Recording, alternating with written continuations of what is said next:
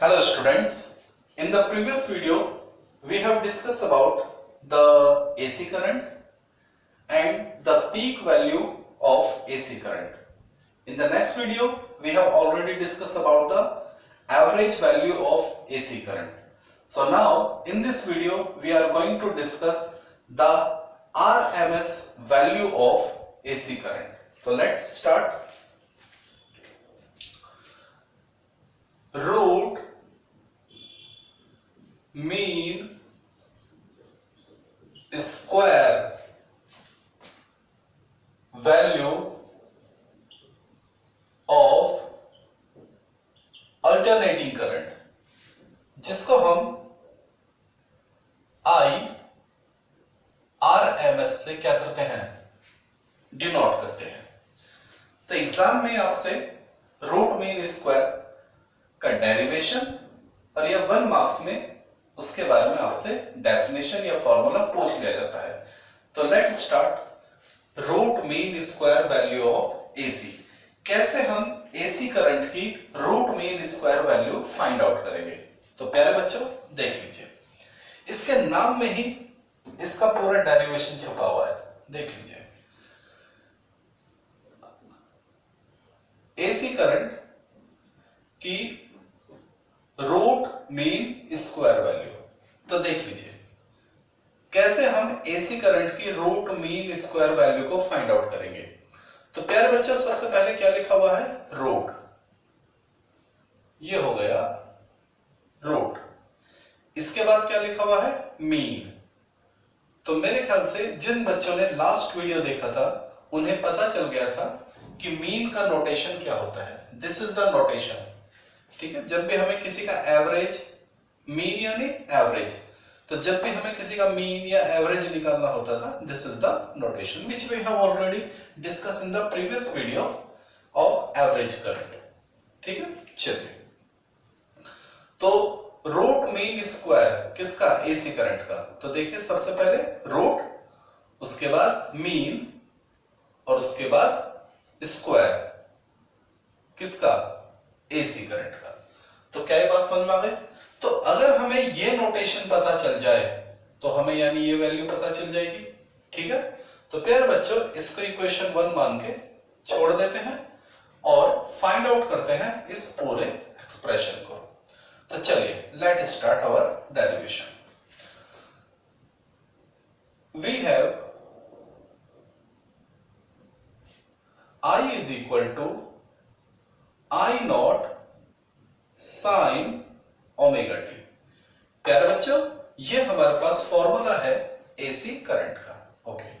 आई का फॉर्मूला आपके पास है, तो इसका मतलब आई स्क्वायर क्या हो जाएगा, क्योंकि हमें आई स्क्वायर की वैल्यू चाहिए, तो ये हो जाएगा I naught square sine square omega t, okay. चलिए आई स्क्वायर आपको मिल गया, अब इसका क्या चाहिए, मीन। तो देखिए मीन ऑफ आई स्क्वायर। तो प्यारे बच्चों लास्ट वीडियो में मैंने आपको सिखाया था मीन वैल्यू कैसे निकालते हैं। तो वहां मैंने आपको बताया था 1 अपॉन अपर लिमिट किसकी, इंटीग्रल की, लोअर लिमिट हमेशा क्या रहेगा, 0। तो जब भी हम मीन निकालते हैं, जिसका भी हमें मीन चाहिए, तो हम उस चीज का इंटीग्रल कर देते हैं विद रिस्पेक्ट टू टाइम। प्यारे बच्चों जब पिछले वीडियो में एवरेज करंट हमने आपको फाइंड आउट करना सिखाया था, तो वहां वीडियो के स्टार्टिंग में ही मैंने आपको बताया था कि how to find out the mean. आपकी एनसीईआरटी बुक में एक पर्टिकुलर फॉर्मूला इस चीज का गिवन है। तो जिसका भी हमें मीन निकालना है उस चीज का हम इंटीग्रल कर देते हैं with respect to time.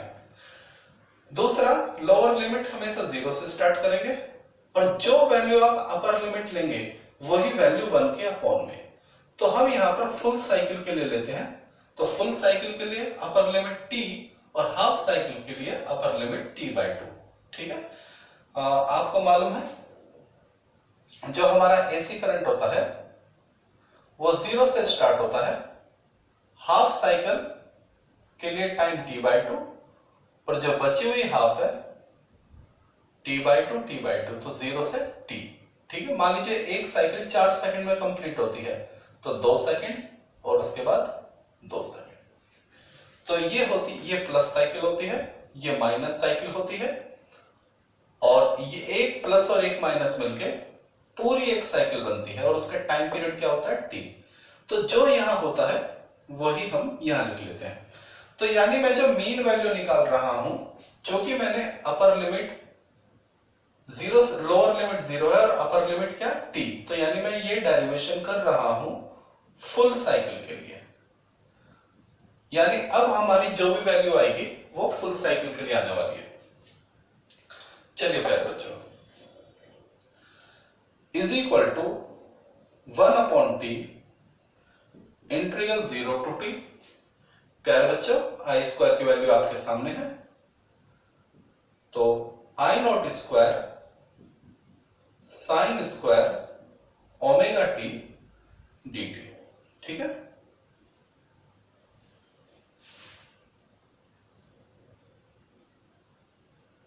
so what we have done, we have put the value of I square। चलिए फिर हम देखते हैं I नोट क्या होती है। यहां I नोट क्या है, पीक वैल्यू जो कांस्टेंट होता है, तो ये बाहर आ जाएगा I note square over T integral 0 to t sign square omega t dt। क्या बात समझ में आ गई? ओके। अब जिन बच्चों का मैथ्स काफी अच्छा है उनको एक फॉर्मूला पता होगा। देखिए, since sine square theta is equal to 1 minus cos 2 theta upon 2, ये हमारे पास एक फॉर्मूला होता है। Sine square theta is equal to 1 minus cos 2 theta upon 2, और यहां थीटा का काम कौन करेगा, ओमेगा टी। तो देखिए प्यारे बच्चों, क्या मिलेगा आपको, I naught square over capital T, ये तो आपके पास ऐसे वैसे आ जाएगा, इंटीग्रल 0 से t, ये भी ऐसे वैसे। देखिए sign square theta sine square omega T, तो यानी थीटा, यहां थीटा है और यहां पे क्या है ओमेगा टी, तो उसके हिसाब से वैल्यू रखिए। तो ये किस में कन्वर्ट हो जाएगा, 1 minus cos 2 omega T upon 2 dt। देख लीजिए, हमने साइन स्क्वायर ओमेगा टी को कन्वर्ट कर दिया बाय यूजिंग दिस फॉर्मूला। चलिए मेरे बच्चों आगे बढ़ते हैं।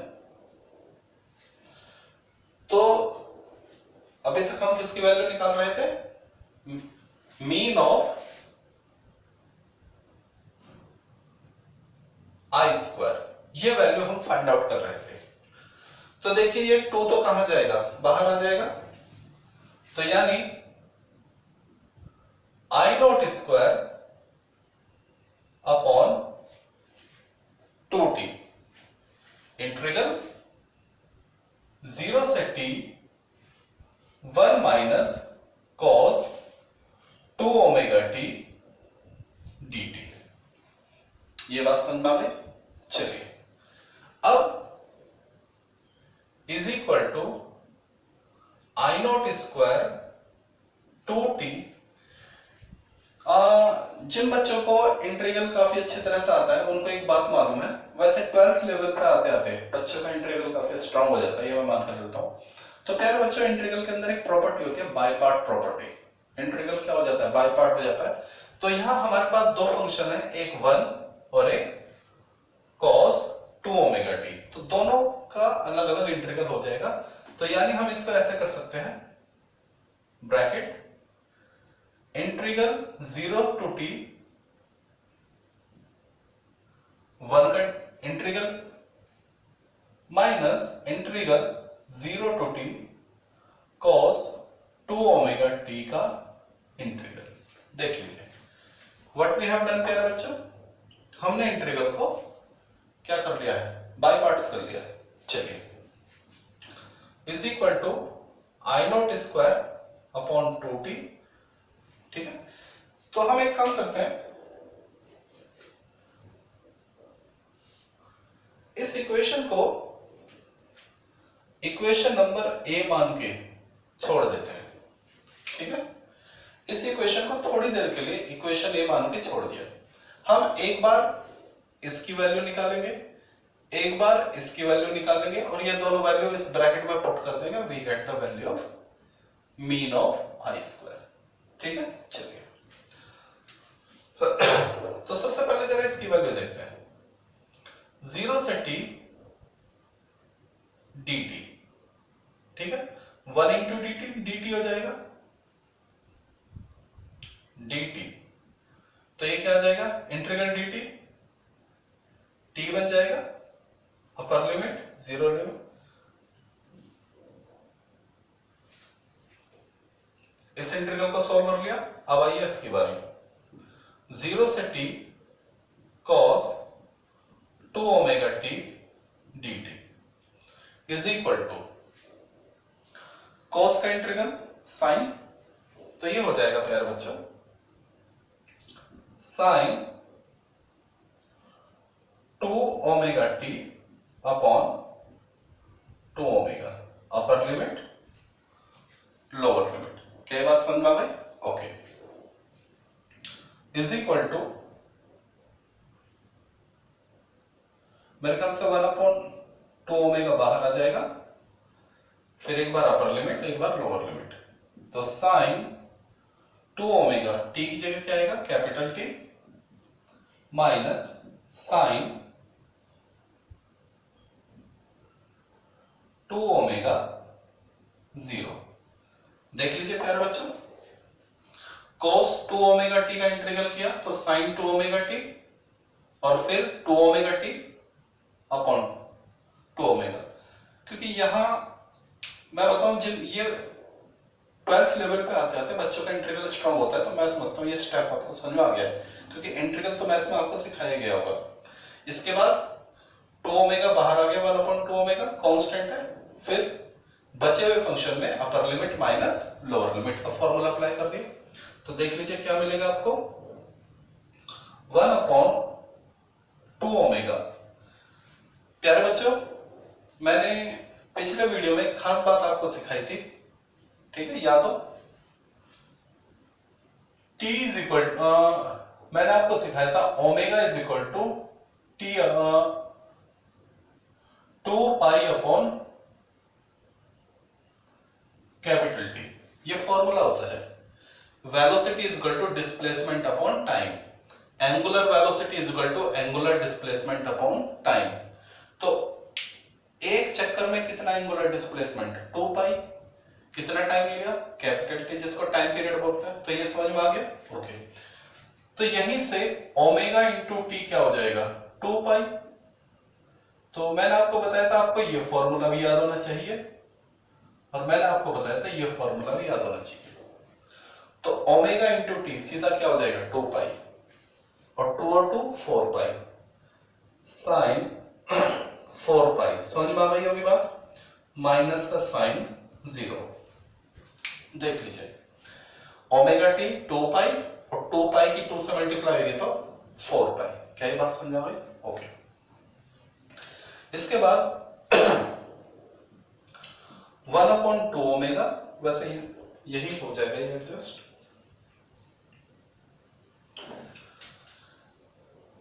वन अपॉन 2 ओमेगा साइन 4 पाई 0 साइन 0 0। तो ये पूरा टर्म क्या आ जाएगा, 0 माइनस 0, यानी ये पूरा टर्म क्या आ जाएगा, 0। तो बेटा ये इंटीग्रल मैंने सॉल्व कर लिया, और ये इंटीग्रल मैंने सॉल्व कर लिया। तो देखिए इक्वेशन ए बिकम, तो प्यारे बच्चों क्या मिलेगा आपको, मीन ऑफ, हम फाइंड आउट क्या कर रहे थे, आई स्क्वायर की मीन वैल्यू। तो देखिए आई नोट स्क्वायर ओवर 2t, ठीक है, आई नोट का स्क्वायर अपॉन 2t ब्रैकेट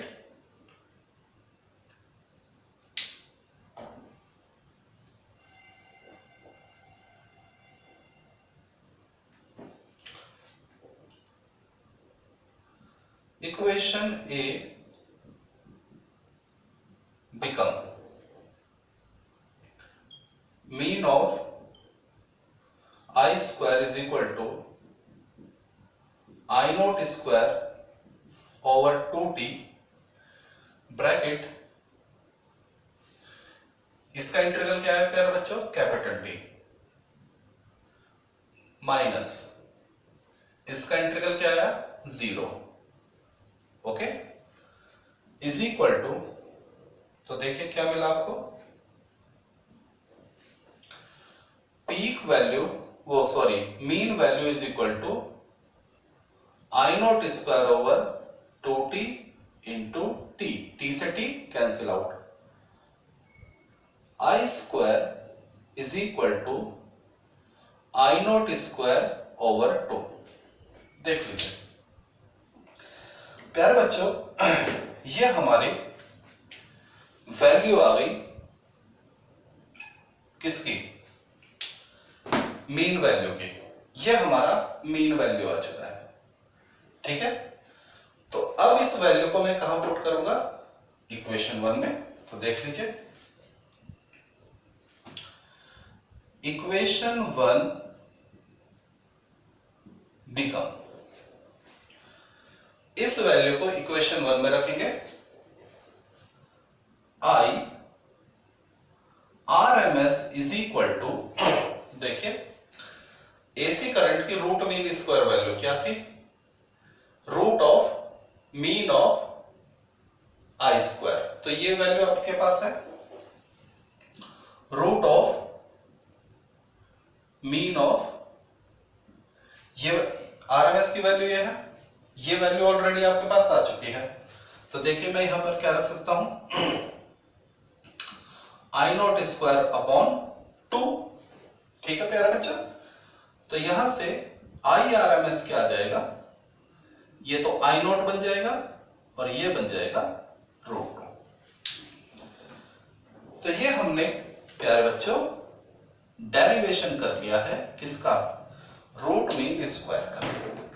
तो ये आपके एग्जाम में 2 मार्क्स में या 3 मार्क्स में आपसे पूछ लिया जाता है कि derive the expression for the root mean square value. तो एसी करंट क्या होता है, I is equal to I naught sine omega t, और एसी करंट की 3 वैल्यू होती है, नंबर 1 पीक वैल्यू जिसको हम आई नॉट से रिप्रेजेंट करते हैं, नंबर 2 एवरेज वैल्यू जो हमने पिछले वीडियो में आपको ड्राइव कराया था, जो क्या आया था, average value of current is equal to, बताइए 2 आई नॉट अपॉन पाई, ठीक। और तीसरा होता है root mean square, I R M S is equal to I naught over root 2। तो या तो ये आपका फुल फ्लैश क्वेश्चन पूछा जाता है डेरिवेशन के फॉर्मेट में, आपसे पूरा डेरिवेशन किया जाता है, या फिर 1 मार्क्स में आपसे फॉर्मूला पूछ लिया जाता है कि रूट मीन स्क्वायर वैल्यू क्या होती है, I R M S is equal to I naught over root 2, और इसके ऊपर 1 मार्क्स के बहुत अच्छे अच्छे न्यूमेरिकल बनते हैं। तो आपको याद होना चाहिए I R M S is equal to I naught over 1 upon root 2। प्यारे बच्चों 1 अपॉन रूट 2 की जो वैल्यू होती है वो होती है 0.707। तो क्या इस फॉर्मूले को थोड़ा सा और आप सही कर सकते हैं, बिल्कुल, I R M S is equal to 0.707 I naught. तो देख लीजिए दोनों ही फॉर्म याद होने चाहिए, क्योंकि जब आपको यह भी याद रहेगा I R M S is equal to 0.707 I naught, तो न्यूमेरिकल आप 2 मिनट में कर लेंगे। आपको पीक वैल्यू गिवन होगा और आपसे आई आर एम एस पूछ लिया जाएगा या IRMS गिवन होगा और आपसे पीक वैल्यू पूछ लिया जाएगा। तो प्यारे बच्चों, ये था root mean square value of AC current.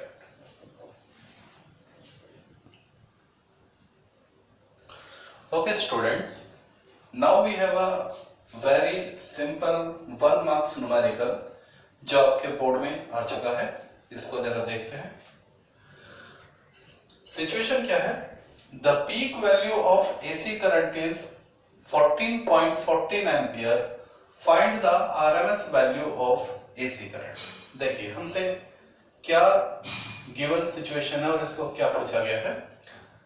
हमारे पास देखिए एक AC करंट की पीक वैल्यू गिवन है जो है 14.14। ये आपको एक पीक वैल्यू गिवन है।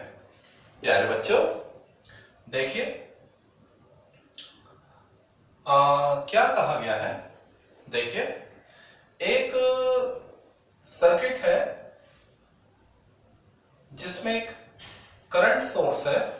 ओके, और ये करंट सोर्स जो है ये हमने AC दिया है। कैसा करंट सोर्स दिया है? AC। ओके, और यहां देख लीजिए, यहां हम एक बल्ब यूज करते हैं। ठीक है, इलेक्ट्रिक बल्ब यूज हम करते हैं। ठीक है, ओके। तो प्यारे बच्चों हमें पीक वैल्यू कितनी गिवन है? 14.14। यानी यहां से एक करंट चलता है I इज इक्वल टू 1.14। क्या ये बात समझ आ गई? AC करंट जिसकी पीक वैल्यू कितनी है? 14.14 करंट चलता है और ये बल्ब क्या करता है? ग्लो करता है इस करंट की वजह से। देख लीजिए, मैं फिर आपको समझा देता हूं। हमारे पास एक AC करंट है, AC सोर्स है, एक बल्ब है और ये AC सोर्स कैसा? AC current. ये AC सोर्स क्या देगा? AC करंट देगा। और कैसा करंट देगा? ऐसा करंट देगा जिसकी पीक वैल्यू कितनी है? 14.14। क्या ये बात समझ में आ गई? चलिए, अब हमसे पूछा गया है RMS। तो प्यारे बच्चों IRMS क्या होता है? IRMS होता है, आपको मालूम है, I0 ओवर √2। क्या ये बात आपको समझ में आ गई? चलिए, is equal to 14.14 upon √2। Is that clear? चलिए, तो आपको क्या मिलेगा? आंसर आएगा 10 एम्पियर। ठीक है, √2 की वैल्यू पुट करेंगे और डिवाइड कर देंगे। चलिए, तो रूट मीन स्क्वायर वैल्यू कितनी आई? 10 एम्पियर। ओके, तो हमारा क्वेश्चन खत्म हो चुका है। 1 लाइन क्वेश्चन था, पीक वैल्यू गिवन थी और आपसे RMS वैल्यू पूछ ली गई। ठीक, अब आगे जरा समझिए। हमने दोबारा से एक सर्किट लिया, ये बल्ब। ठीक, और अब हमने यहां ये ले लिया है DC सोर्स, एक बैटरी ले ली है। ये था हमारा AC सोर्स। क्या ये बात समझ आ गई? ओके, तो ये था AC करंट और DC सोर्स से क्या चलेगा? DC current. कितना? 10 एम्पियर। ओके, तो AC करंट कितना? 14.14। DC करंट कितना? 10 एम्पियर। और हम देखते हैं ये जो बल्ब है इक्वल ग्लो करते हैं। जितना ये ग्लो करेगा उतना ही ये ग्लो करेगा। तो ये जो 10 एम्पियर DC है वो 14.14 AC की RMS वैल्यू कहलाएगी। बस मुझे आपको यही समझाना था। कई बार 1 मार्क्स में आपसे डेफिनेशन पूछ ली जाती है, तो वो डेफिनेशन ही आपको समझानी थी। अगर एग्जाम में आपसे पूछ लिया जाए define the root mean square value of AC current, IRMS of AC current. Then how you will be define? तो आप क्या बोलेंगे, DC करंट की वो वैल्यू जो उतनी ही हीट प्रोड्यूस करे। यहां बल्ब ग्लो का मतलब क्या है, हीट प्रोड्यूस, क्योंकि जब बल्ब ग्लो होता है तो वो आपको कुछ एनर्जी देता है। ठीक है, समझिए प्यारे बच्चों, जब एसी करंट कितना था 14.14, तो आरएमएस कितना आया 10 एम्पियर। यानी अगर मैं 10 एम्पियर डीसी ले लेता हूं तो वो उतना ही वर्क करेगा जितना ये एसी करेगा। तो समझ लीजिए, डीसी करंट, आपसे डेफिनेशन पूछ ली गई है आरएमएस क्या होती है। तो देखिए, डीसी करंट की वो वैल्यू जो उतना ही हीट दे, बात समझ गए, जितना कौन देगा, एसी करंट। बात समझ गए, तब ये डीसी वैल्यू उस एसी की क्या कहलाएगी, आरएमएस वैल्यू कहलाएगी। तो देख लीजिए, it is the DC value which produce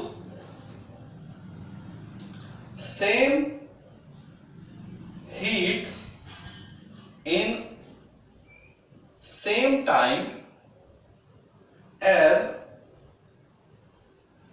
produced by AC current। देखिए, बहुत ही सिंपल डेफिनेशन है, बस प्यारे बच्चों थोड़ा सा समझने की बात है। तो मेरे ख्याल से ये बात आपको समझ में आ गई।